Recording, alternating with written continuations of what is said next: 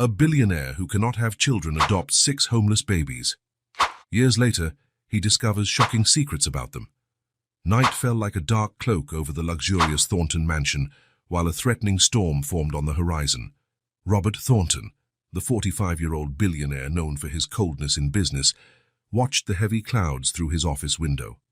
His wife, Linda, 40, entered the room quietly, her eyes bearing the weight of yet another failed IVF attempt. "Do you think we'll ever get our miracle, Robert?" Linda asked, her voice barely hiding the pain they both felt. Robert turned, his eyes meeting hers.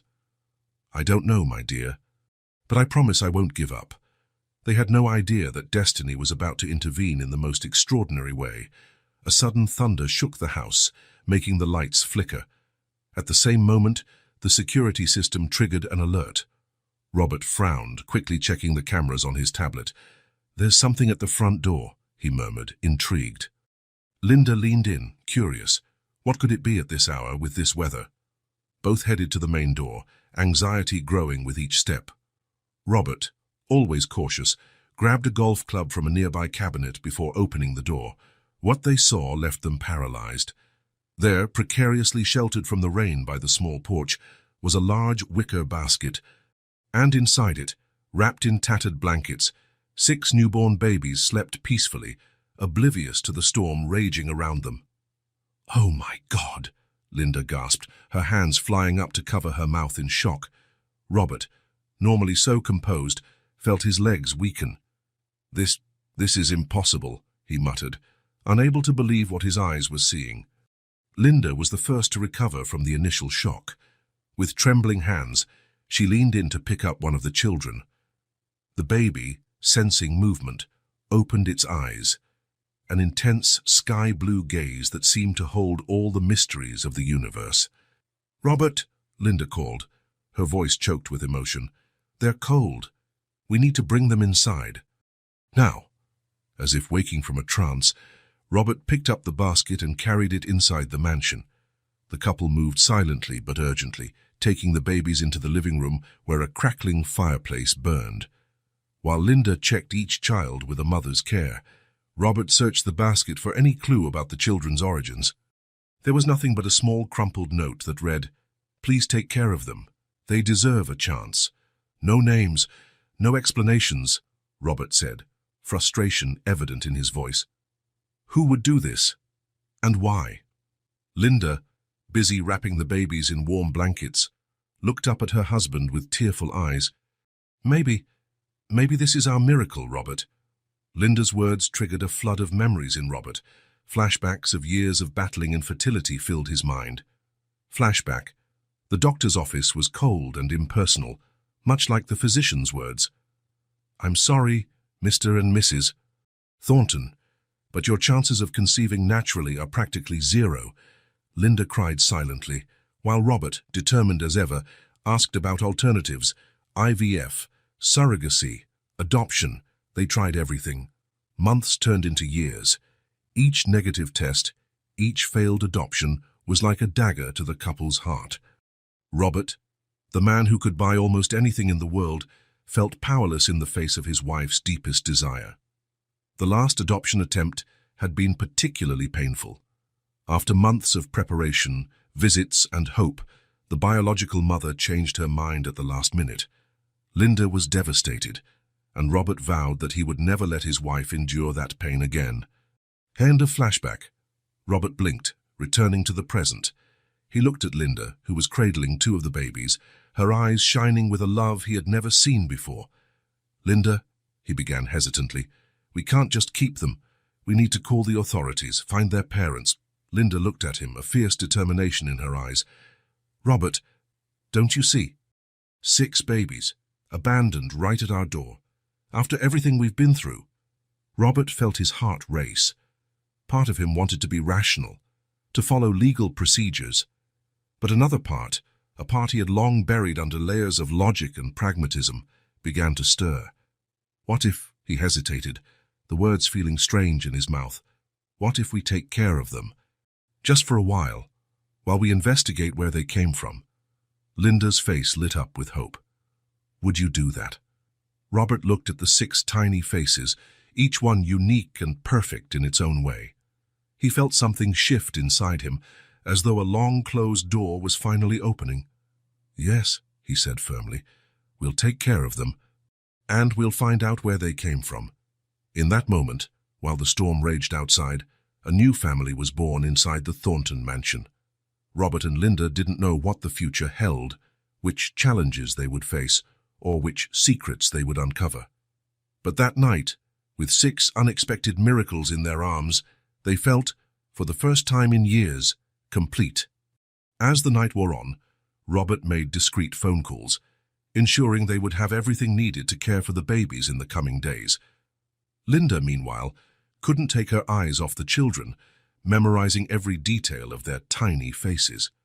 "What shall we call them?" she asked softly, as she fed one of the girls with a makeshift bottle. Robert paused, looking at the 6 little beings who, in a matter of hours, had turned his world upside down. "How about Emma, Olivia, Ava, Sophia, Isabella, and Mia?" he suggested, surprised at how easily the names came to his mind. Linda smiled, tears finally streaming down her cheeks. "It's perfect," she whispered. As day began to break, bringing with it the promise of a new beginning, Robert and Linda Thornton found themselves on the threshold of a journey that would change their lives forever. The mystery of the 6 abandoned babies was just beginning, and with it, a story of love, secrets, and redemption that neither of them could have predicted.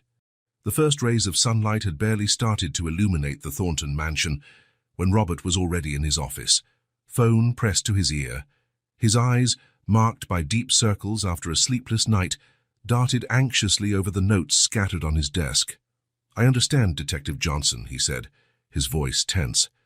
"But I need this investigation to be carried out with the utmost discretion. No media, no leaks. We're dealing with children here." On the other end of the line, Robert's trusted private detective assured him of confidentiality. "Don't worry, Mr. Thornton. We'll handle this as quietly as possible. We'll start immediately looking for any information about recent multiple births or missing babies." Robert hung up and sighed heavily, running his hands over his tired face. The reality of the situation he and Linda found themselves in was beginning to weigh on his shoulders. 6 newborn babies, abandoned at his door. It was as if the universe were playing an elaborate joke on them, handing them exactly what they wanted most, but wrapped in a mystery that could shatter their hearts at any moment. A soft knock on the door interrupted his thoughts. Linda entered, carrying 2 steaming cups of coffee. Her eyes, though tired, shone with a light he hadn't seen in years. "How are they?" Robert asked, gratefully accepting the coffee.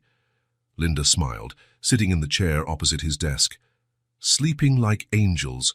The nurse we hired is taking care of them now. Robert, I've never felt like this before.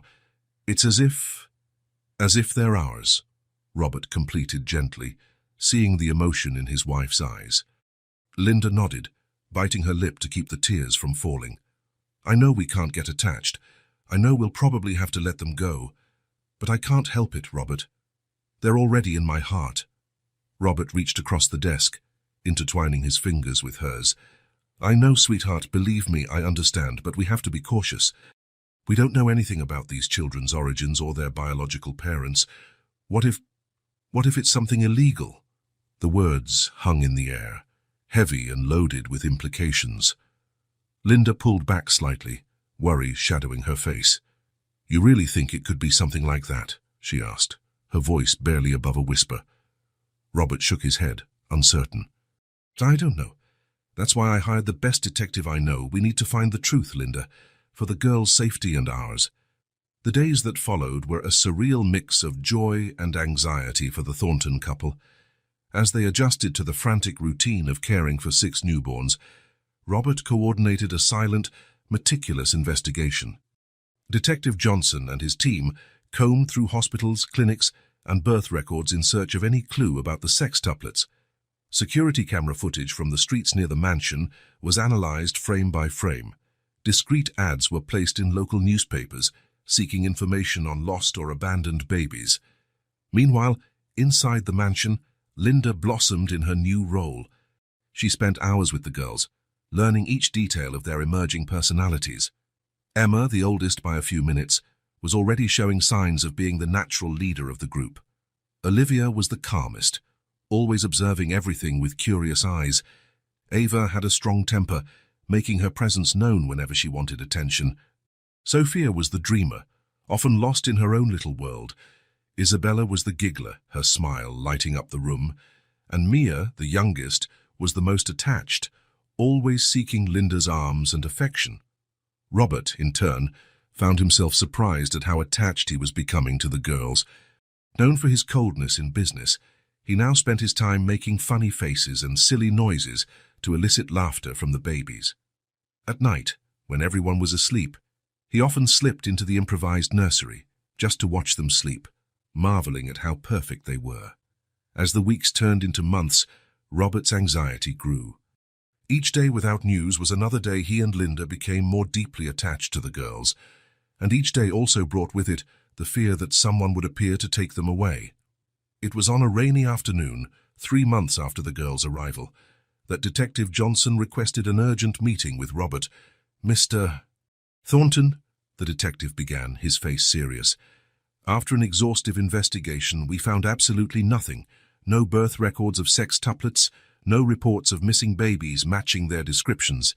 It's as if these children simply materialized out of nowhere."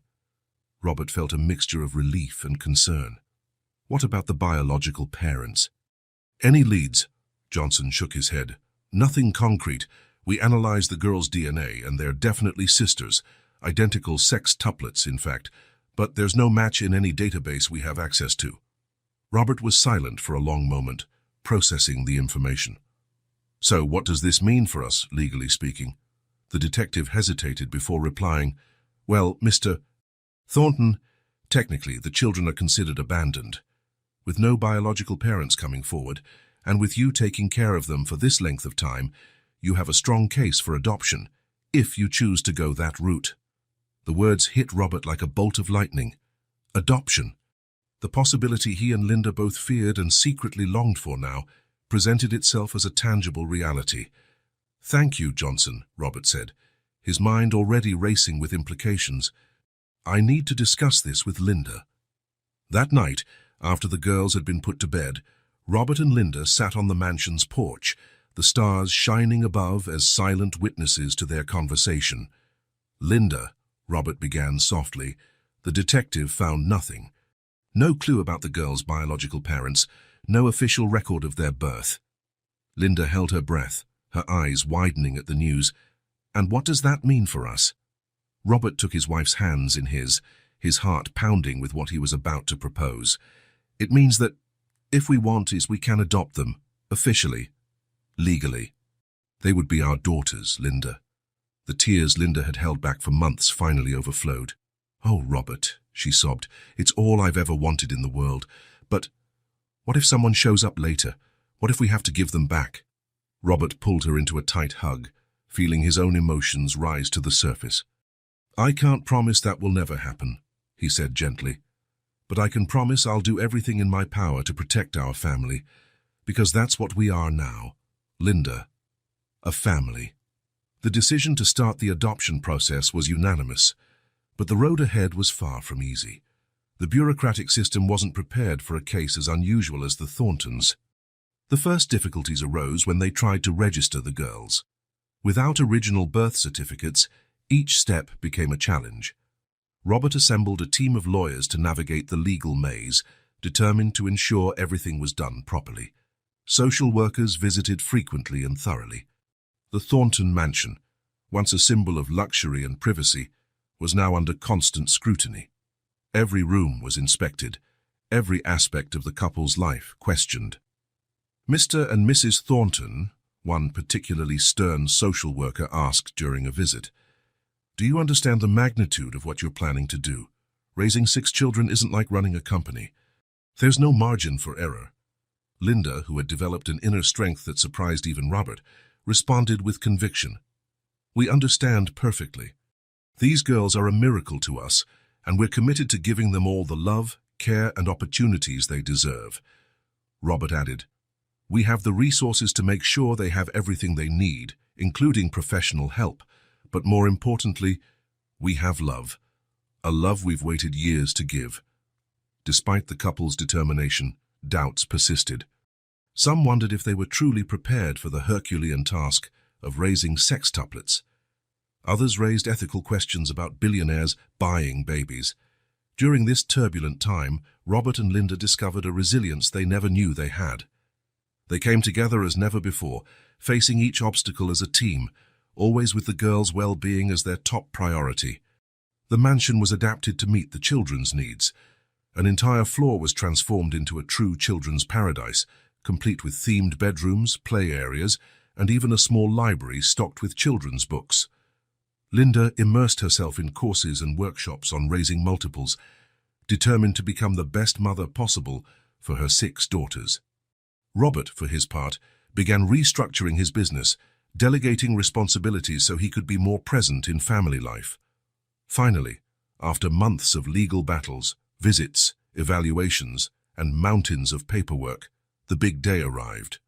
Robert and Linda stood before the judge, the 6 girls, now almost a year old, in the arms of trusted nannies in the waiting area.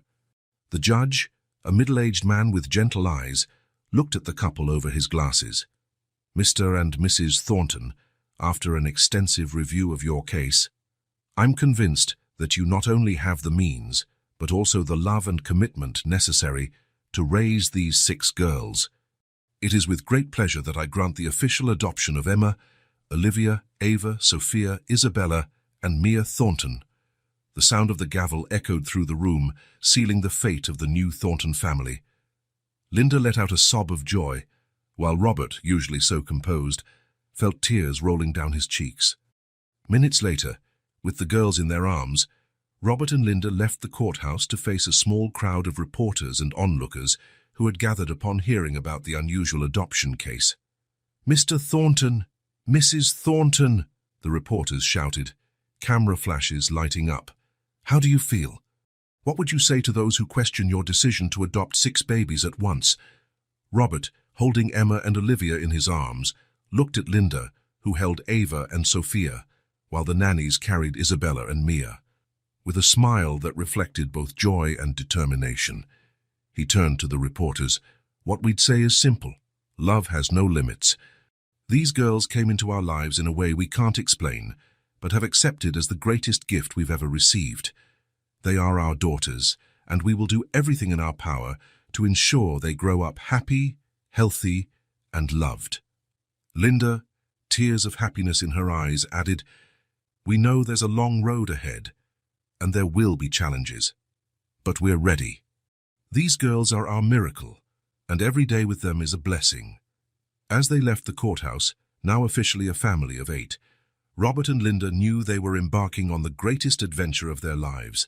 The mystery of how the girls appeared still loomed, an enigma that might never be fully solved.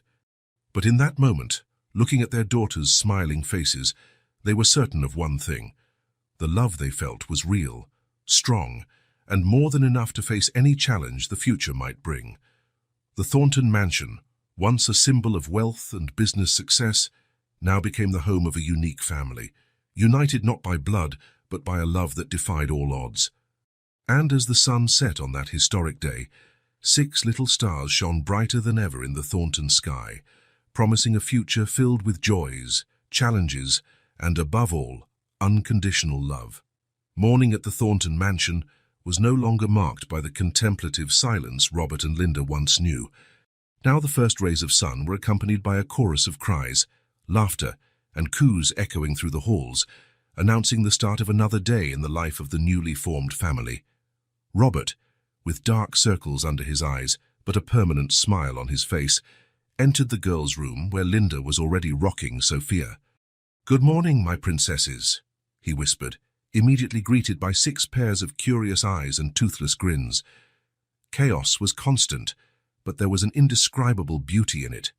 Each day brought new challenges and small victories that made it all worthwhile. Feeding time was an almost military operation. Linda had developed a color-coded system for each baby's bottle, ensuring they all got the right amount at the right time. "Emma, the pink one is yours," she said, while Robert tried to convince Ava to accept the green bottle. Diaper changes were true adventures. Robert, who once negotiated multi-million-dollar contracts, now found himself celebrating whenever he managed to close a diaper without any accidents. "Linda, I did it! Mia's clean and dry," he announced with the same enthusiasm he'd used to close a big deal. Nights were long, with the couple taking turns to handle the baby's cries. Often, Linda found Robert asleep in the rocking chair in the girls' nursery, Isabella comfortably snuggled against his chest. In those moments, her heart overflowed with love for the family they had built. As the weeks passed, each girl's unique personality became clearer. Emma, always the first to wake, seemed to have inherited Robert's determination. Olivia, with her watchful eyes, missed no detail of what went on around her. Ava, the most strong-willed, made sure she was heard at all times. Sophia was the dreamer, often lost in her own little fantasy world. Isabella, with her constant smile, was a ray of sunshine even on the most tiring days. And Mia, the youngest, clung to her mother, always seeking Linda's lap. The first smile, the first time rolling over, the first babbled words, each milestone was celebrated as though it were an Olympic achievement. Robert once delayed an important business meeting because Ava had just managed to sit on her own for the first time. "This is more important than any contract," he told his astonished assistant, while filming the event on his phone. But it wasn't all wonderful. Exhaustion often led to moments of frustration and doubt. There were nights when Linda, overwhelmed, questioned whether they were doing the right thing. "What if we're not good enough for them, Robert?" she whispered one night, tears of fatigue streaming down her cheeks. Robert, equally tired but determined, held her close. "We're exactly what they need, Linda. The love we have for them is more than enough. We'll learn together, one day at a time." It was in this context of unconditional love mixed with controlled chaos that Sarah entered their lives. The 28-year-old nanny arrived with impeccable references, but it was her calm demeanor and immediate connection with the girls that won Robert and Linda over. Sarah seemed to have a sixth sense when it came to the baby's needs. She knew exactly when Mia needed extra cuddles, or when Ava was about to have one of her famous tantrums. Her presence brought a welcome balance to the mansion's frantic routine. "It's like she was born for this," Linda commented to Robert one evening, watching Sarah tell a story to the girls, each child hanging on every word. "Look how they adore her." Robert nodded, a mix of gratitude and relief on his face. "She's a godsend, Linda. With Sarah here, maybe we can finally have a full night's sleep." Sarah's presence allowed Robert and Linda to find a new equilibrium. They could devote individual quality time to each of the girls, knowing the others were in good hands. Sarah also brought fresh ideas and activities, turning the daily routine into learning and fun moments. One sunny afternoon marked a special moment for the family. Robert had cancelled all his appointments, determined to spend every second with his daughters. In the mansion's garden, a picnic was set up, with colourful blankets laid on the grass and a variety of treats suitable for toddlers. Linda watched, her heart full, as Robert tried to teach the girls to clap in time with a children's song. Emma, always the leader, picked it up quickly, while Olivia watched carefully before trying. Impatient, Ava preferred to pat the grass, raising small clouds of dust and laughing at her own mischief. Sarah joined them, carrying Sophia, who had just woken from a nap. "Look who decided to join the party," she announced, placing a sleepy Sophia next to her sisters.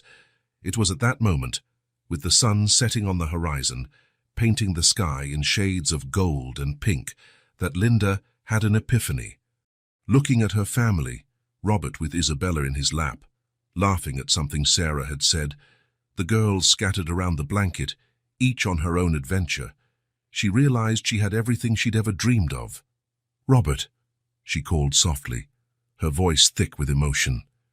When he looked at her, Linda continued, "Look at us. Look at our family. Can you believe that a year ago we were here, alone in this mansion, wishing for this?" Robert looked around, his eyes shining with unspoken tears. "It's a miracle, Linda. Every day with them is a miracle." As the first year came to an end, marked by an extravagant celebration that Robert insisted on throwing, even though the girls were too young to remember, The Thornton family reflected on the incredible journey they had lived. The 6 birthday chairs, each decorated with one of the girls' names, were lined up at the large dining table. Balloons, ribbons, and an elaborate castle-shaped cake completed the decor. Sarah, who had become an indispensable part of the family, helped seat each girl, adjusting bows and wiping smiling faces. When everyone was ready, Robert raised his glass in a toast. "To our family," he began, his voice full of emotion. "To Linda, my rock, my partner in this crazy, wonderful adventure. To our miraculous daughters, Emma, Olivia, Ava, Sophia, Isabella, and Mia, who've brought more joy into our lives than we ever imagined possible. And to Sarah, without whom we would never have survived this first year." Linda, tears in her eyes, raised her glass. "To every smile, every tear, every sleepless night, and every moment of pure happiness. To the love that grows each day, and to the bright future we have ahead."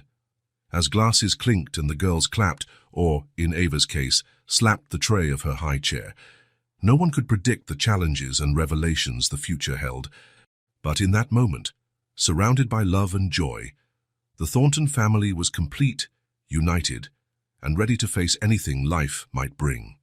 The Thornton girls' first birthday was marked by an extravagant celebration that contrasted with the simplicity and innocence of the tiny birthday girls themselves.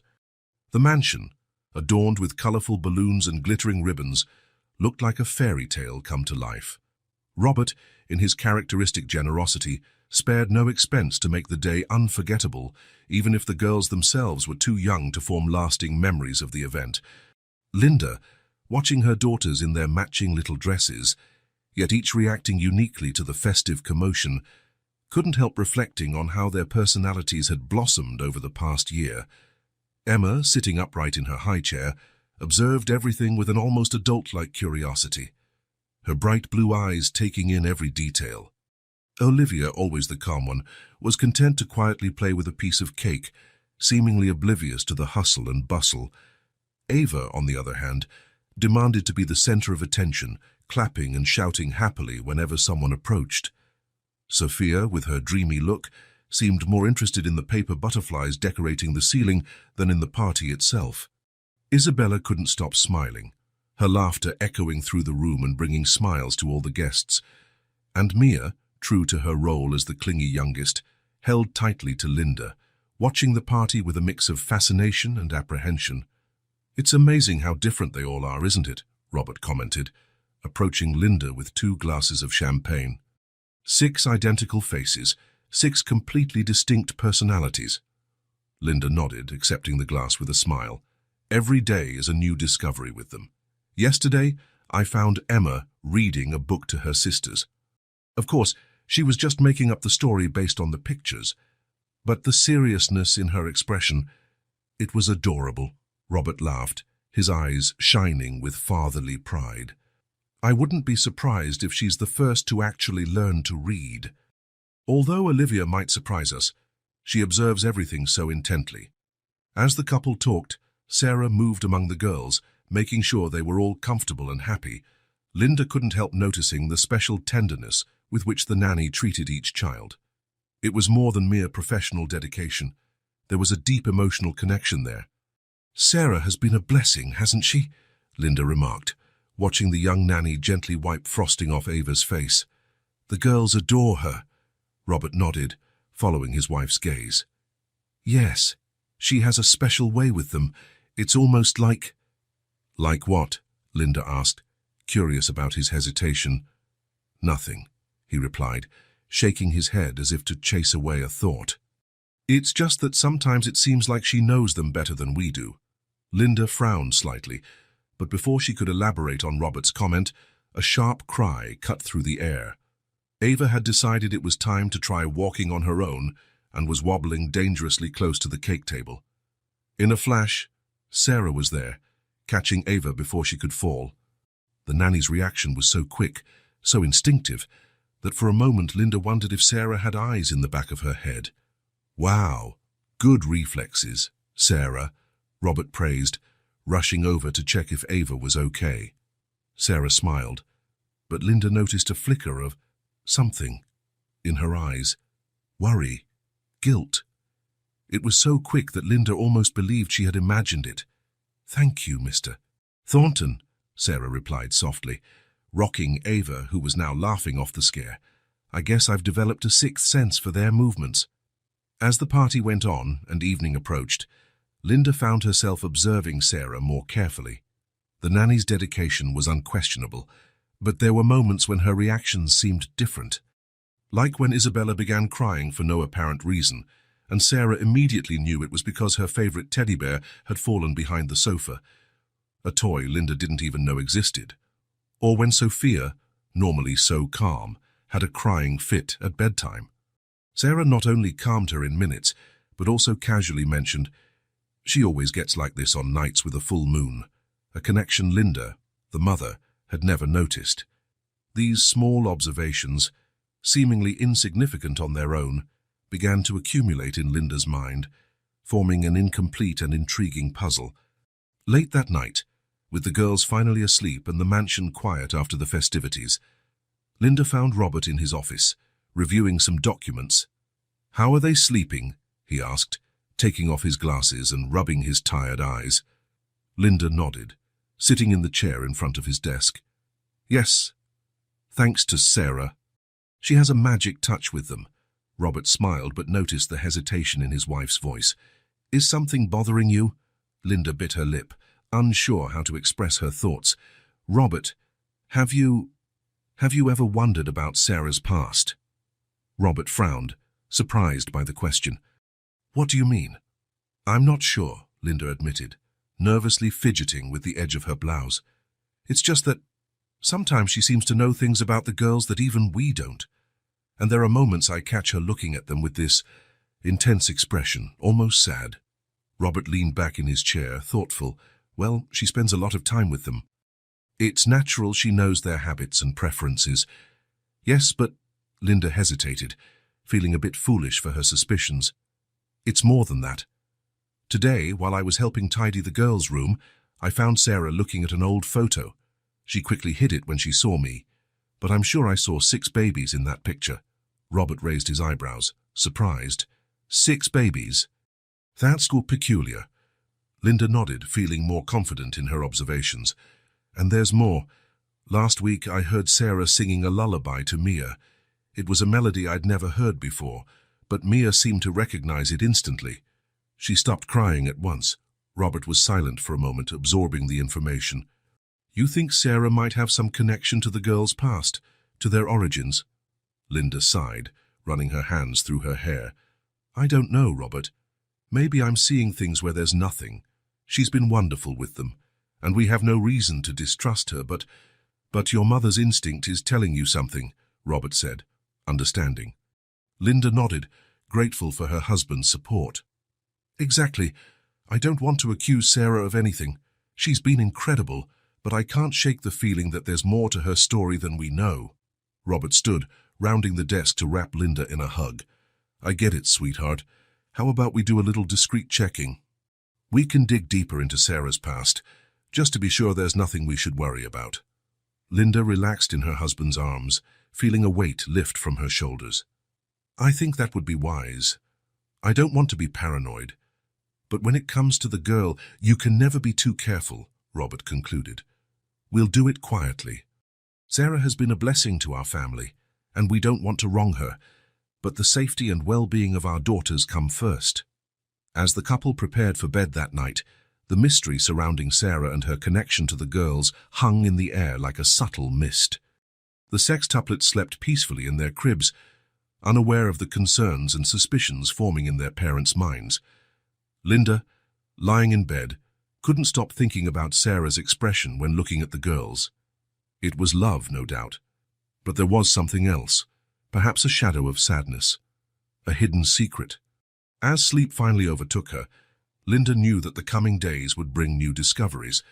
The mystery of her daughter's origins, which seemed to have dissipated in the joy of the first year, was now resurfacing, carrying new questions and potentially revelations that could change everything. Robert Thornton's office had always been a sanctuary of order and efficiency. Neatly stacked documents, screens displaying complex charts, and the quiet hum of high-end equipment created an atmosphere of total control. But that morning, the billionaire was restless, his eyes fixed on a yellowed file that clashed with the modernity around him. "Emily Sullivan," he murmured, running his fingers over the name on the folder's cover. An employee who had worked at his company nearly 3 years ago, disappearing mysteriously shortly before the sextuplets were born. Robert couldn't explain why this case in particular had resurfaced in his mind. Perhaps it was Linda's words about Sarah, or maybe just intuition, but something pushed him to investigate more deeply. Leafing through the documents, Robert came across a photo. Emily Sullivan gave the camera a shy smile, her green eyes shining with hope. There was something familiar in that gaze, something he couldn't define. A soft knock at the door interrupted his thoughts. "Mr. Thornton?" It was his assistant, Karen. "Sorry to bother you, but I thought you might want to see this. I found more files related to Mrs. Sullivan, including her letter of resignation." Robert raised his eyebrows in surprise. "Resignation letter? I thought she just vanished." Karen handed him another folder. "Apparently, she emailed it a day before she stopped coming to work. It's strange, to say the least." Opening the new folder, Robert felt a chill run down his spine. The email was short, almost cryptic. "Dear Sir, Madam, circumstances beyond my control force me to leave my position immediately. I thank you for the opportunity and apologize for any inconvenience. Sincerely, Emily Sullivan." "Karen, I want you to conduct a full investigation on Emily Sullivan. Background, family, friends, everything. And keep this between us, please." Meanwhile, at the Thornton mansion, Linda watched Sarah interact with the girls in the garden. The sextuplets, now 2 years old, ran and played with the boundless energy typical of their age. Sarah, always attentive, seemed to predict their every move and need. Linda couldn't help noticing how Sarah's face lit up at seeing the girls happy, but also how shadows of sadness sometimes clouded her eyes. "Sarah," Linda called, approaching with a tray of snacks. "Are you all right? You seem a bit distant today." The young nanny blinked rapidly, as if emerging from a trance. "Oh, Mrs. Thornton. Sorry, I was just remembering." "Remembering?" Linda asked gently, sitting beside Sarah. Sarah hesitated for a moment, her eyes drifting to the garden where the girls were playing. Today is a special day for me, or it used to be. It's my mother's birthday." Linda felt a wave of sympathy. "Oh, Sarah, I'm sorry. Your mother. She passed away a few years ago," Sarah finished, a sad smile flickering over her lips. "But it's all right. Seeing the girls happy somehow makes me feel closer to her." Linda placed a comforting hand on Sarah's shoulder, but couldn't help noticing how the young woman seemed tense at her touch. There was more to this story, Linda was sure. But before she could ask further, a piercing shout cut through the air. "Mummy, Sarah, look what I found!" It was Ava, proudly holding what looked like a small music box she had dug out of the sandbox. Sarah turned visibly pale at the sight of the object. Where did you find that, sweetheart?" Her voice trembled slightly. Oblivious to the nanny's reaction, Ava turned the box's handle. A soft melody filled the air, the same lullaby Linda had heard Sarah sing to Mia weeks ago. The other girls, drawn by the music, approached. To Linda's surprise, they all seemed to recognize the tune, their little faces lighting up with smiles. "That song," Linda began, looking at Sarah questioningly. But the nanny was already standing, muttering something about needing to check on something inside, and hurried away, leaving Linda perplexed and the girls happily humming the familiar melody. That evening, after putting the girls to bed, Linda found Robert in his office, both of them exchanging worried looks. "I found something," Robert began, showing Linda Emily Sullivan's file. "She's a former employee who disappeared mysteriously nearly 3 years ago." Linda examined the photo, her eyes widening. "Robert, she looks a bit like Sarah, don't you think?" Robert nodded gravely. "I thought the same thing. And the date of her disappearance matches the time the girls must have been born," Linda finished, feeling a knot form in her stomach. "There's more," Robert continued. "I asked Karen to dig deeper. Emily Sullivan had no close family except for an older brother. Guess what his name is? Linda felt her heart quicken. It can't be Michael Sullivan, Robert confirmed. My brother. The silence that followed was deafening. The implications of this revelation were huge and potentially devastating. Robert, Linda finally spoke, her voice barely audible. Do you think Sarah could be Emily? It's possible, Robert answered, running his hands over his tired face. But why would she change her identity? And why abandon the girls only to come back as their nanny? Linda related the day's events, Sarah's reaction to the music box and how the girls seemed to recognize the melody. There are so many little things, Robert, the way she knows each girl's habits, how she anticipates their needs. Like a mother would, Robert concluded, the weight of realization upon them. In the days that followed, Robert and Linda watched Sarah even more closely, noticing details they'd overlooked before. How Sarah always knew exactly which blanket each girl preferred, or how she could distinguish hunger cries from sleepy cries even at a distance. One afternoon, Linda walked past Sarah's room and found her crying silently, looking at an old photo. Before Linda could withdraw, Sarah noticed her presence. Mrs. Thornton, she exclaimed, hastily putting the photo away. I didn't hear you coming. Linda, making a sudden decision, entered the room. Sarah, we're worried about you. You know you can talk to us, right? If there's anything you want to share. For a moment, it seemed Sarah might open up. Her eyes filled with tears, and she opened her mouth as if to speak. But then, as if reminded of something, she steadied herself. Thank you, Mrs. Thornton. I really appreciate your concern. I'm just a bit emotional today, that's all. Linda nodded, sensing she had missed a crucial opportunity. As she left the room, she couldn't help noticing a small newspaper clipping partially hidden under some papers on Sarah's desk. The headline said something about a controversial genetic experiment. The following weeks were a whirlwind of emotions and discoveries for the Thornton family. The girls, now fully 2 years old, were becoming more active and curious every day. Their vocabularies expanded daily, and with that came questions Robert and Linda weren't prepared to answer. It was on a sunny afternoon that Emma, always the most perceptive of the sextuplets, asked the question everyone had feared. Mommy, why don't we look like you and Daddy? Linda felt her heart skip a beat. She looked at Robert, who had just entered the room seeking his support.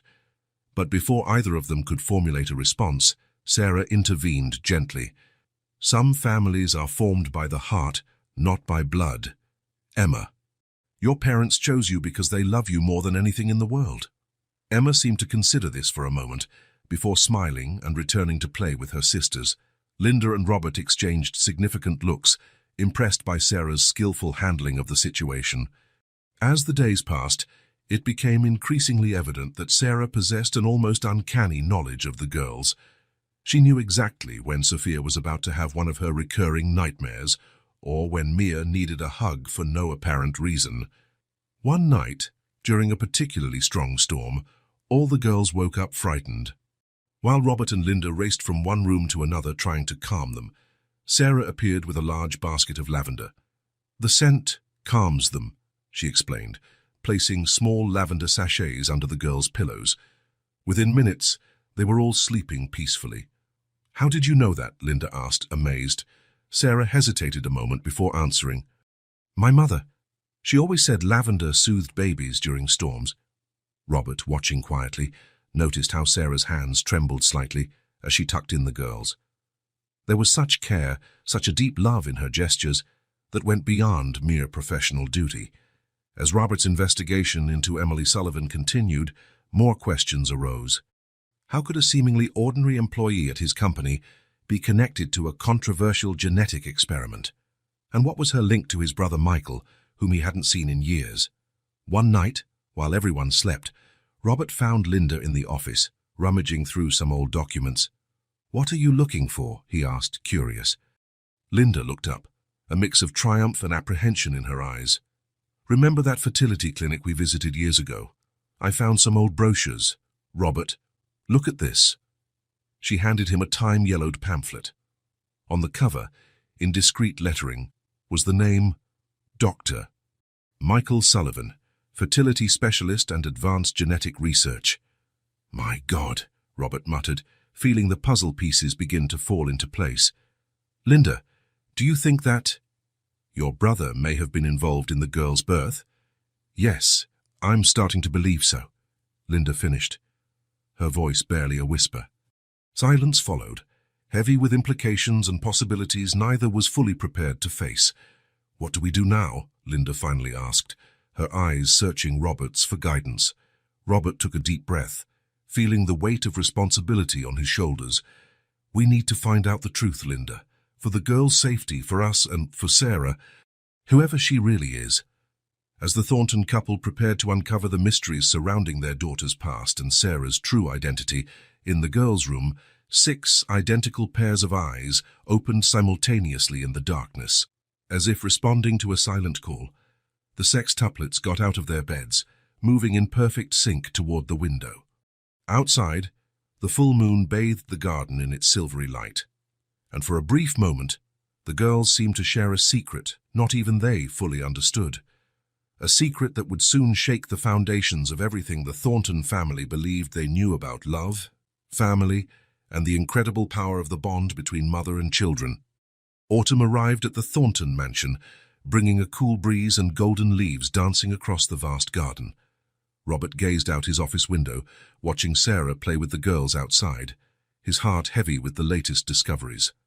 On the desk before him lay an open file revealing a surprising truth. Sarah Thompson, the devoted nanny who had cared for his daughters for nearly 2 years, did not exist until shortly before she was hired. Sarah Dawson, Robert murmured, running his fingers over the nanny's real name. The photos showed the same person, yet with a completely different past from what she had told them. A gentle knock at the door broke his concentration. It was Linda, her face a blend of worry and determination. "Did you find anything?" she asked, approaching the desk. Robert nodded gravely, handing her the file. "Sarah isn't who she says she is. She changed her identity before coming to work for us." Linda examined the documents, her eyes widening. "But why? Why would she lie about her identity?" "I don't know," Robert replied, running his hands over his tired face. "But whatever the reason, it must be serious enough for her to start a whole new life." Linda sank into the chair across from the desk, her mind spinning with implications.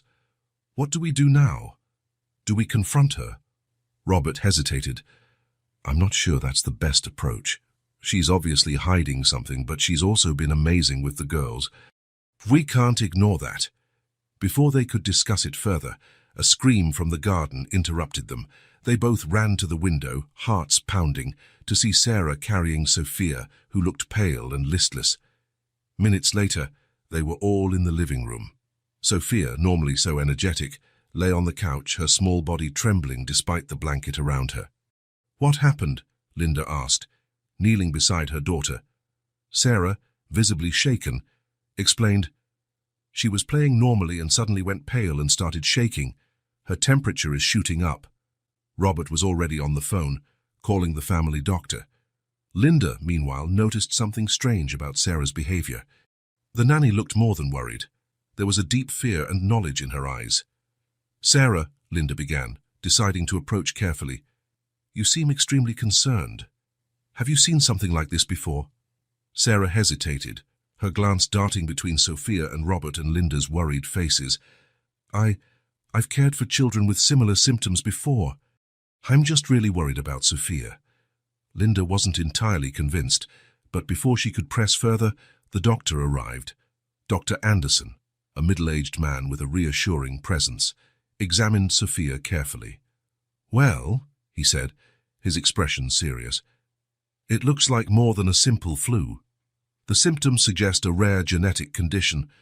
I'll need to run some tests to be sure, but having the family medical history would be very helpful." Robert and Linda exchanged anguished looks. "Doctor," Robert began hesitantly, "the girls are adopted. We don't have any information about their biological parents." Dr. Anderson frowned, clearly concerned. "I see. That complicates matters. I'll need to do a series of tests. It might be Rett syndrome, Sarah's voice cut through the tension, surprising everyone. The doctor turned, surprised. "Pardon me." Sarah, appearing to battle internal conflict, went on, "Her symptoms, they match Rett syndrome.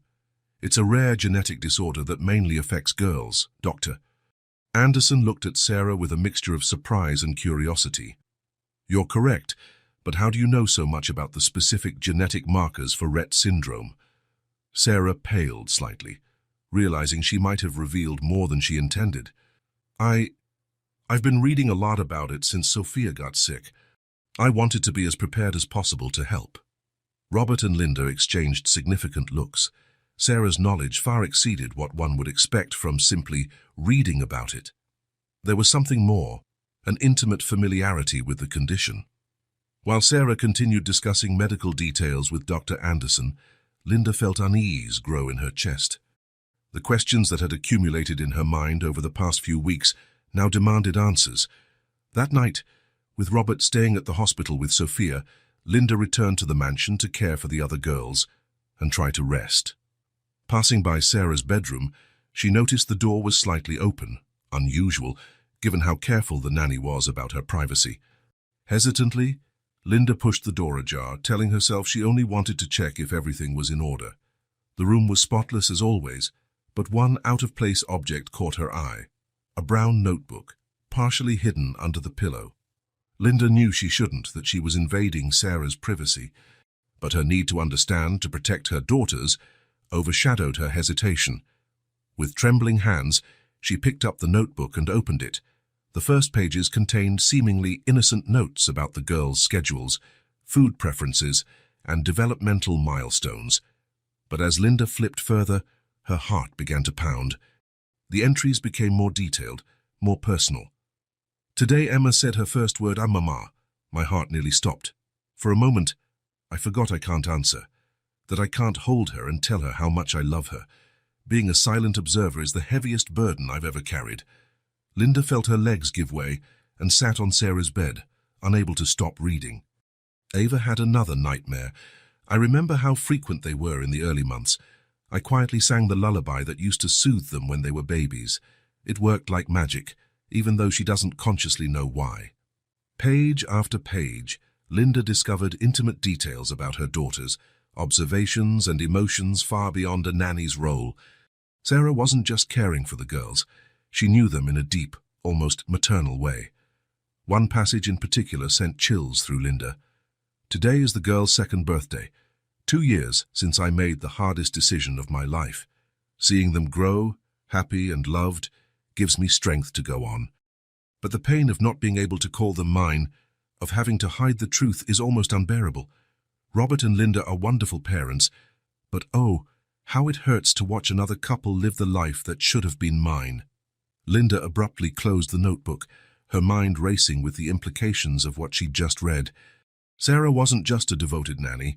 She had a deep, personal connection to the girls, a connection dating back to their birth. Heart heavy and mind filled with questions, Linda replaced the notebook where she'd found it and silently left the room. She had to talk to Robert immediately. At the hospital, Robert sat beside Sophia's bed, holding her tiny hand as she slept. The constant beeping of monitors was the only sound in the silent room. When Linda entered, the look on her face immediately told him something was wrong. "Linda, what happened?" he asked, standing to meet her. Linda quietly closed the door before turning to her husband, her eyes brimming with tears. "Robert, I think we've found something out about Sarah. Something huge." She then recounted her discovery of the diary, sharing the passages she had memorized, her voice trembling with every revelation. Robert listened intently, shock and growing concern etched on his face. "My God," he muttered when Linda finished. "So you think she might be the girl's biological mother?" Linda completed, the reality of the situation finally taking shape in words. "Yes, I think so. Or at least she has a very close connection to their birth." Robert ran his hands over his face, trying to process the enormity of it all. That would explain so much. Her detailed knowledge of the girls, her almost obsessive dedication, the change of identity. And now, Her understanding of Sophia's condition, Linda added. Robert, what do we do? Before Robert could answer, there was a soft knock at the door. It was Sarah, looking exhausted but determined.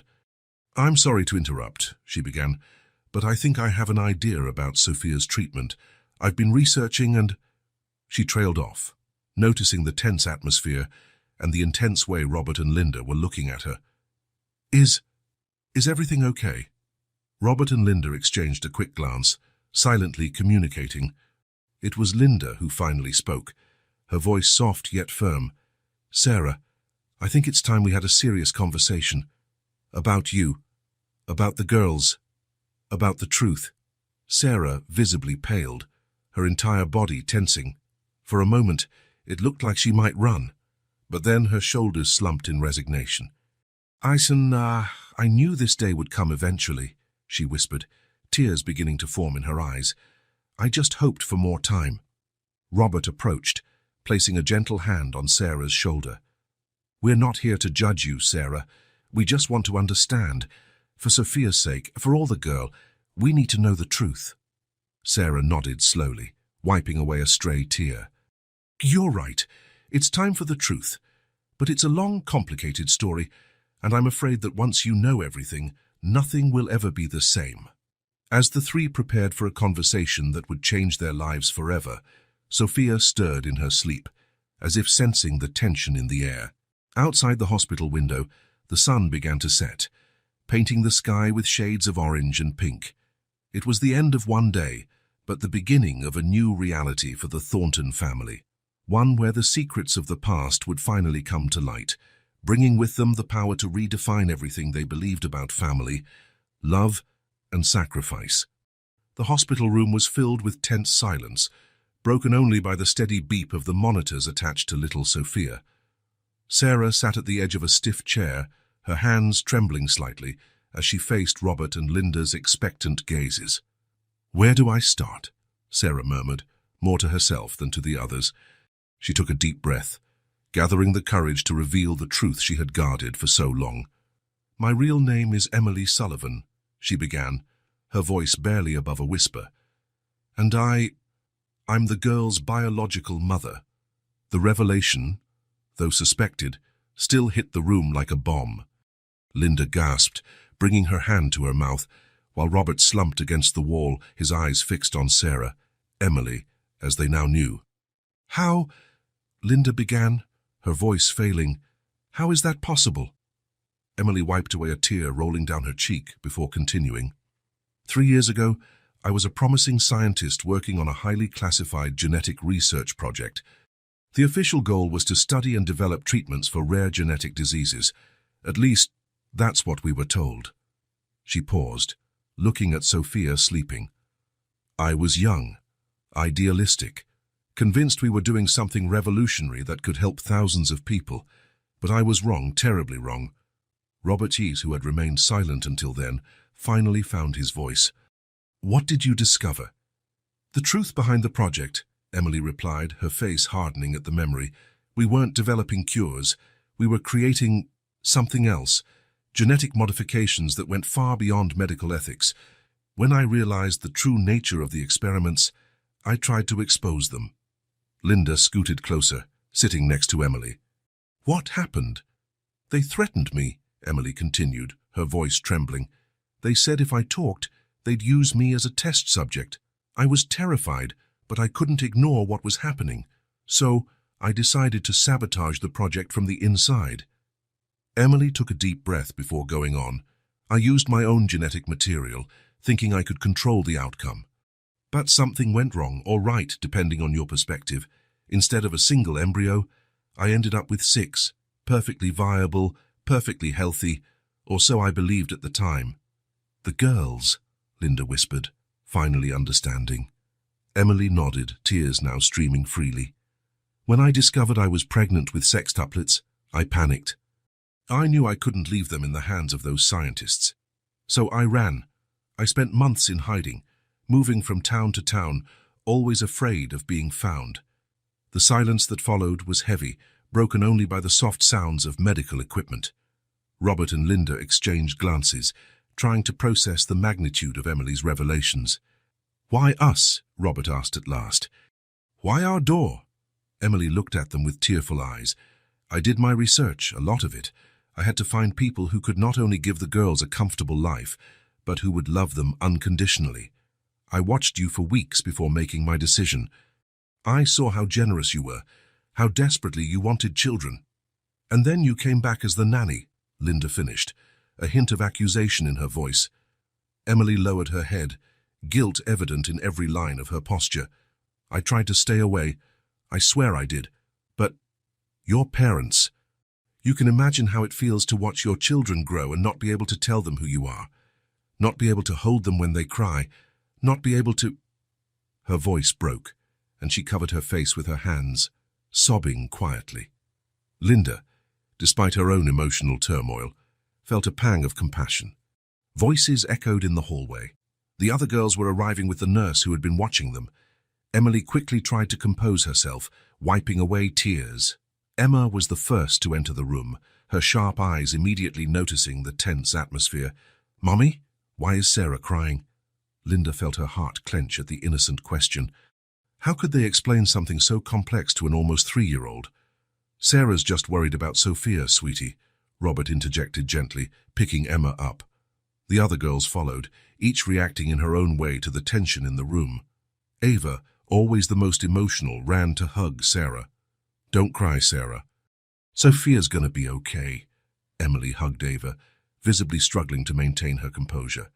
The moment was simultaneously sweet and painful to witness. "I think we should continue this conversation later," Linda suggested, noticing how the girls seemed to sense the charged atmosphere of the room. Robert nodded, putting Emma down. "Girls, how about we go to the cafeteria for a snack?" While Robert led the children away, Linda stayed behind with Emily and Sophia. The silence between the two women was heavy with unspoken words. "Linda," Emily finally spoke, her voice barely audible, "I know you must hate me now." "I don't hate you," Linda interrupted, surprising them both with the firmness in her voice. "I'm hurt, confused, scared, but I don't hate you. How could I? You gave us the greatest gift we've ever received." Emily looked at Linda in surprise. "Even after knowing I lied to you all this time," Linda let out a deep sigh. "You did what you felt you had to do to protect your daughters. As a mother, I can understand that. What I don't know is how we move forward from here." "I don't want to take them away from you," Emily said quickly. "You and Robert are their parents in every way that matters. I'm eternally grateful for that. I just want to be able to keep being part of their lives, even if it's only as Sarah, the nanny." Linda looked at Sophia, sleeping peacefully, unaware of the drama unfolding around her. "I don't know if that's possible now, Emily, not after knowing the truth. And there are still so many questions." "About their father?" Emily asked softly. Linda nodded. "Among other things, but mostly about the future. How do we protect the girls? How do we deal with their medical condition? How do we explain all this to them when they're older?" Emily stood, walking to the hospital window. "I don't have all the answers, Linda, but I know that together we can find a way for them." Robert's return with the girls interrupted their conversation. The children came in carrying small snacks and juices, apparently happier after the break. "Sarah," Isabella called, offering half of her sandwich, "we got some for you too." The innocent gesture of love made Emily smile through her tears. Linda watched, her heart torn between maternal protectiveness and compassion. "Robert," Linda called softly, "I think we need to talk. In private." The couple stepped out into the hallway, leaving Emily with the girls. Through the window into the room, they could see how the children naturally gravitated toward her, seeking her comfort and attention. "What do we do?" Linda asked, her voice trembling slightly. Robert ran his hands over his tired face. "I don't know, sweetheart. This is bigger than anything we could have imagined. But one thing is certain. We have to think of the girls first." Linda nodded. "She has crucial knowledge about their condition, about their genetic risks. We can't just send her away?" "No," Robert agreed, "but we can't continue as if nothing has changed either. And there's more to this story, Linda. I can feel it. She hasn't told us everything yet." Linda looked back into the room, where Emily was now reading a story to the girls, her soft voice drifting through the glass. You know what's hardest? Seeing how they love her, how they trust her instinctively. Maybe they always knew somehow. Robert hugged Linda, offering silent comfort. We'll figure it out, my love. One step at a time. Inside the room, Mia had fallen asleep in Emily's lap, while the other girls snuggled around her, listening to the story. Sophia had awakened and was watching the scene with sleepy eyes. It was an image of pure, unconditional love, complicated by the newly revealed truth looming over them like a storm cloud. Night fell over the hospital, bringing the promise of inevitable changes. The Thornton family was on the brink of a profound transformation, and no one knew exactly what daybreak would bring. But one thing was certain: the love for the 6 little girls who had brought their lives together in such unexpected ways would guide any decision that had to be made. Emily looked at the sleeping children around her, her heart filled with love and regret. More truths would need to be revealed, more secrets shared. But for now, in this moment of calm before the next storm, she allowed herself to be grateful just to be there, surrounded by the love of her daughters, even though they didn't know who she really was. The future was uncertain, but love, in all its complex and unexpected forms, was the only certainty they had. Morning sunlight filtered through the curtains of Robert's office in the Thornton mansion, casting dancing shadows over the tense faces gathered inside. Robert, Linda, and Sarah sat in charged silence, the air heavy with the revelations of recent days and the promise of more truths to come. Sarah, or Emily as they now knew, twisted her hands in her lap, her face a mask of anxiety and determination. There's more you need to know," she began, her voice a mere whisper. Linda leaned forward, a mix of apprehension and curiosity in her eyes. "More? What else could there be, Emily?" Sarah took a deep breath, steadying herself. "It's about the girl's father. Haishan, I wasn't completely honest about how I got pregnant." Robert felt a knot tighten in his stomach. "What do you mean?" "When I was working at the genetic research company," Sarah began, her voice trembling slightly, "I got involved with my boss. It was a complicated, secret, but intense relationship." Linda and Robert exchanged surprised looks. "Your boss?" Linda asked incredulously. Sarah nodded, tears beginning to form in her eyes. "Yes, and there's more." She looked directly at Robert, fear and regret filling her gaze. "Robert, the man I'm talking about is your brother, Michael." The silence that followed was deafening. Robert felt as if the ground had been pulled from beneath his feet. His face went visibly pale, and for a moment it looked like he might pass out. "Michael?" he finally managed, his voice hoarse with shock. "My brother, Michael?" Sarah nodded sadly. "Yes. I didn't know at first that you two were brothers. I only found out later, when I researched you before leaving the girls here." Linda, who had remained silent, finally found her voice. "But how, Robert, you never mentioned Michael was involved in genetic research." Robert ran his hands over his face, trying to process. "I didn't know. I haven't seen Michael in years. We had a falling out and, well, we lost touch. I had no idea what he was up to." Sarah continued her story, her voice quivering with suppressed emotion. "Michael was brilliant, visionary. The project we were working on was revolutionary, but also dangerous. When I realized the true nature of the experiments, I was horrified. I tried to convince him to stop, but he was obsessed with improving humanity." "Does he know about the girls?" Linda asked softly, her gaze shifting between Sarah and Robert. Sarah shook her head. "No. When I decided to sabotage the project and run, I didn't tell him about the pregnancy. I thought it would be safer for everyone if he never knew." Robert got up abruptly, pacing to the window. His mind spun with the implications of this revelation. His brother, whom he hadn't spoken to in years, was the girl's biological father. It was almost too much. "Robert," Linda called gently, concern in her voice. He turned slowly, meeting Sarah's gaze. "Are you sure? Absolutely sure that Michael is the father?" Sarah nodded firmly. "Yes, I'm sure.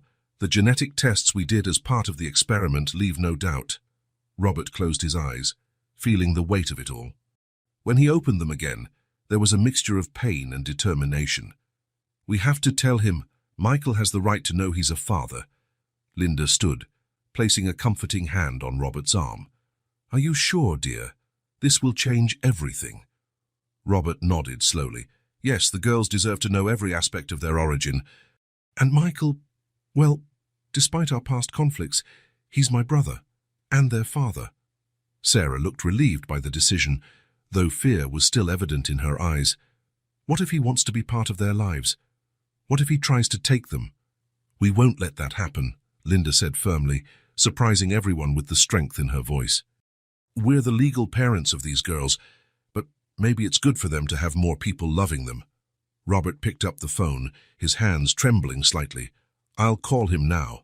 Ask him to come here. This conversation needs to happen in person." The phone call was brief and tense. Michael, surprised by his brother's unexpected contact after so many years, agreed to come to the Thornton mansion the next day. The hours that followed were filled with anxiety and preparations. Sarah shared more details of her relationship with Michael, of the research project, and of the possible risks and implications for the girl's health. Robert and Linda listened carefully, their minds working to absorb and process each new piece of information. The next morning, tension was palpable in the mansion. The girls, sensitive as ever, seemed to sense something important was happening, though they didn't understand what. Sarah spent the morning with them, trying to maintain a semblance of normality, while her heart pounded at the thought of seeing Michael again. When the doorbell finally rang, announcing Michael's arrival, it felt as if time had stopped. Robert opened the door, facing the brother he hadn't seen in years. Michael looked older, with grey strands at his temples and worry lines around his eyes. But the determined, intelligent gaze Robert remembered so well was still there. "Robert," Michael said quietly, extending his hand. "Michael," Robert replied, accepting the handshake that quickly became a tense hug, laden with years of distance and unresolved resentment. In the office, the atmosphere was electric. Michael looked surprised to see Sarah, clearly not expecting her presence. "Emily, what are you doing here?" he asked, confusion plain in his voice. Sarah took a step forward, tears glistening in her eyes. "Michael, there's something you need to know. Something I should have told you a long time ago." Over the next 2 hours, the truth came out. Sarah explained the pregnancy, her flight, and how she had left the girls with Robert and Linda. Michael listened in silence, his face a mask of shock and disbelief. I'm a father," he finally managed, his voice choked with emotion. "Of sextuplets?" Robert nodded gravely. "Yes, Michael, you're their father, and I'm their adoptive father." The silence that followed was heavy, laden with conflicting emotions. Michael abruptly stood, walking to the window overlooking the garden where the girls were playing, unaware of the emotional storm inside. They're beautiful," he whispered, watching the 6 identical girls run and laugh. Linda approached, placing a gentle hand on Michael's shoulder. "They're amazing, Michael, and now you have the chance to know them, to be part of their lives." Michael turned, tears streaming down his face. "After all I've done, after all these years, would you really accept me in their lives?" Robert took a step forward, tension still visible in his posture, but determination in his eyes. "Michael, what happened in the past? Well, we can't change it, but we can choose how we move forward." For them, the hours that followed were filled with difficult conversations, careful planning, and surprisingly, moments of renewed connection between the brothers. Michael listened in fascination as Robert and Linda told stories about the girls, his eyes brimming with a mix of regret for lost time and hope for the future. Sarah, initially apprehensive about Michael's presence, gradually relaxed as she saw his genuine, loving reaction to the news of his daughters. "How do we do this?" Michael finally asked, looking at Robert, Linda, and Sarah. "How do we integrate all of this in a way that's healthy for the girls?" Linda, always the voice of reason, suggested, "I think we should do it gradually. Introduce you first as a friend of the family. Give the girls time to get used to you before we tell them the whole truth." Robert nodded in agreement. I agree, and we all need to be on the same page. The girls are, and always will be, our number one priority. Michael looked at his brother, gratitude shining in his eyes. Thank you, Robert, for taking care of them, for loving them, for giving me this chance. Sarah, who had been quiet for a while, finally spoke. Michael, I'm sorry I never told you before. I was so afraid. Michael turned to her, his expression softening. I understand, Emily. Or should I say, Sarah. You did what you thought was best to protect them. I can't blame you for that. As the day wore on, the time came for everyone's most anticipated and feared moment, introducing Michael to the girls. They decided to do it in the garden, a familiar and comfortable setting for the children. When Michael stepped into the garden, the 6 girls stopped their play, looking curiously at the newcomer. Emma, always the natural leader, approached first. Hi, she said, her voice small but confident. Who are you? Michael knelt to her level, a trembling smile on his lips. Hi, Emma. I'm Michael. I'm an old friend of your dad's. One by one, the other girls joined them, each reacting in her own way to the new adult in their lives. Ava, always wary of strangers, hid behind Linda's legs. Sophia, however, immediately held out her hand to Michael, offering him a flower she'd picked. Watching the scene, Robert felt a jumble of emotions, joy at seeing his brother interact with the girls, worry about how this would affect the family dynamic, hope that somehow they could create a new normal together. As the sun began to set, bathing the garden in golden light, the adults gathered again in Robert's office to discuss the next steps. We need clear ground rules, Robert began, looking directly at Michael. Linda and I are the girls' legal parents. That doesn't change. Michael nodded quickly. I completely understand and respect that. Linda added, but we want you to be part of their lives, Michael, in a way that's healthy and positive for everyone. Sarah, who had watched the garden scene with a mix of emotions, spoke softly. The girls seem to like you, Michael. I think, with time and patience, this can work. Robert looked at each person in turn, feeling the burden of responsibility but also a renewed sense of hope. Let's do this step by step. Regular visits, always supervised at first. We'll build this relationship gradually. Michael, tears in his eyes, nodded. Thank you, all of you. I know I don't deserve this second chance, but I promise I'll do everything I can to be the best father and uncle these girls could have. As night fell over the Thornton mansion, a new family dynamic began to form. It was complex, unconventional, and full of potential challenges, but also filled with love, forgiveness, and the promise of a future in which 6 extraordinary girls would have more people to love and protect them. Robert, gazing at the city lights in the distance, reflected on life's unpredictability. Just weeks earlier, he believed his family was complete. Now it had expanded in ways he never could have imagined. Yes, it was frightening, but it was also exciting. With a final glance at the garden, where the girls were still playing under Linda and Sarah's watchful eyes, Robert made a silent promise. No matter what the future held, he would do everything in his power to ensure that his daughters, because that's how he saw them, regardless of biology, grew up surrounded by love, understanding, and support. The truth had been revealed, and though it was shocking and complicated, it also brought the opportunity for healing, reconciliation, and a new beginning for everyone involved.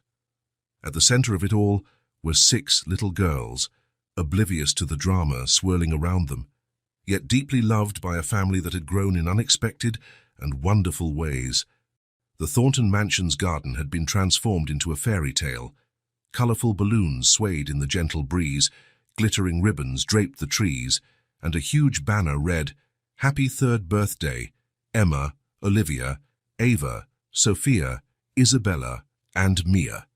The children's laughter filled the air, blending with cheerful music playing in the background. Robert surveyed the scene with a smile, his heart overflowing with emotion. 3 years ago, 6 tiny miracles had entered his life, turning his world upside down in the most wonderful way possible. And now, after months of shocking revelations and emotional adjustments, here they were, celebrating not just the girl's birthday but the birth of a new family dynamic. Linda approached, intertwining her fingers with his. "They look so happy," she murmured, watching the sextuplets run around playing with other children. "Yes," Robert agreed, gently squeezing his wife's hand. "And look at Michael and Sarah." Across the garden, Michael was kneeling, helping Sophia tie her shoe. His face shone with a smile, his eyes bright with paternal love. Nearby, Sarah watched, a mix of emotions crossing her face. In recent weeks, Michael had devoted himself fully to getting to know his daughters and making amends for the past. His transformation was remarkable. The once obsessed scientist had become a loving, attentive father. "Sarah," Michael called, standing up after helping Sophia. "Could we talk for a moment?" Sarah nodded, following him to a quieter corner of the garden. Robert and Linda watched from a distance, giving them privacy while staying alert for any sign of discomfort. I want to apologize," Michael began, his voice thick with emotion, "for everything. For the project here, for not listening when you tried to warn me about the dangers, for putting you in that impossible position." Sarah looked him in the eye, tears forming. "Michael, Please, let me finish," he requested gently. "You were incredibly brave. You protected our daughters, gave them a chance at a normal, happy life. And now you've given me the opportunity to know them, to be part of their lives. I can never thank you enough." Sarah wiped away a tear. "Thank you, Michael. That means a lot to me. And seeing you with them, seeing how you've changed, it's more than I could have hoped for." Michael took Sarah's hands in his. "I promise you, Sarah, that I'll be the best father I can be to them. I'll be present, supportive, love them unconditionally, and I hope that, in time, you and I can build a friendship for the girls' sake." Sarah nodded, a genuine smile lighting her face. "I'd really like that." Across the garden, Robert observed the moment with a swirl of feelings. His brother, once so distant, was now back in his life in a way he could never have imagined. "I think it's time," Linda whispered, giving Robert's arm a comforting squeeze. Robert took a deep breath and walked toward his brother. Michael, noticing him approach, looked momentarily apprehensive. "Michael," Robert began, his voice firm but kind, "we've been through a lot over the past few months. Shocking revelations, intense emotions, drastic changes. But looking at you now, seeing how you've dedicated yourself to the girls, I think it's time we put the past behind us." Michael gazed at his brother, hope shining in his eyes. "Robert, No, let me finish," Robert interrupted gently. "You're my brother, Michael, and now you're also the biological father of my daughters. Our family may not be conventional, but it's ours. And I want us to make this work, together." The two brothers stared at each other for a long moment before sharing a tight hug, years of resentment and distance dissolving in that single gesture. Linda, watching the scene, felt her heart fill with joy. She turned to Sarah, who stood beside her. "You know, when we discovered the truth about you, I was so scared. Scared of losing my daughters, scared everything we'd built would collapse. But now I see that we've gained so much more than we've lost." Sarah smiled, tears of happiness in her eyes. "Linda, you and Robert are the girls' parents in every way that matters. I'm forever grateful that you opened your hearts not just to them, but to me and Michael as well." The two women embraced, a deep friendship and partnership in raising the girls cemented in that moment. "Mommy, Daddy, Uncle Michael, Sarah," Emma's excited voice cut through the air. "Time for cake." The family gathered around the large decorated table, where 6 identical cakes, each bearing one of the girls' names, awaited. The sextuplets, dressed in different shades of pink, buzzed with excitement. As everyone sang "Happy Birthday," Robert looked around, his heart overflowing with love. Linda, his partner in everything, held Mia in her arms. Sarah, the biological mother who had sacrificed so much, helped Ava and Isabella blow out their candles. Michael, the newly discovered father and uncle, laughed as Sophia tried to swipe a bit of frosting with her finger. And at the center of it all were 6 identical little girls, each unique in her own way, smiling and laughing, surrounded by more love than they could ever imagine. When the candles were blown out and the applause faded, Robert raised a champagne glass, calling for everyone's attention. 3 years ago, he began, his voice thick with emotion, our lives changed forever. 6 tiny miracles entered our lives, bringing more joy, love, and yes, challenges than we ever could have imagined. But looking at all of you today, I see those challenges made us stronger. He paused, looking at each face around the table. Family isn't defined just by blood or legal papers. It's defined by love, choice, commitment.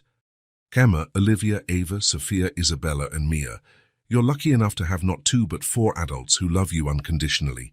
Linda, my incredible wife, thank you for your unwavering strength and love. Sarah, your courage and sacrifice brought us here. And Michael, my brother, welcome back to the family. Tears shimmered in everyone's eyes as Robert lifted his glass. To family, to our unique, imperfect, and absolutely wonderful family. May the years ahead be filled with love, laughter, and more moments like this. As glasses clinked and the girls gleefully dove into their cakes, the air was filled with a palpable sense of a new beginning. The challenges of the past had been overcome, the secrets revealed, and now, united by love and acceptance, they would face the future together. The sun began to set, casting a golden glow over the scene. The 6 Thornton sisters, tired but happy, curled up in the adults' laps. Robert, holding Emma as she dozed, looked at his expanded family with a smile. The road that brought them here had been unexpected and often difficult, but the result was nothing short of magical. In that moment, surrounded by love and the promise of a bright future, Robert knew without a doubt, no matter what fate had in store, they would face it together, as the extraordinary family they were.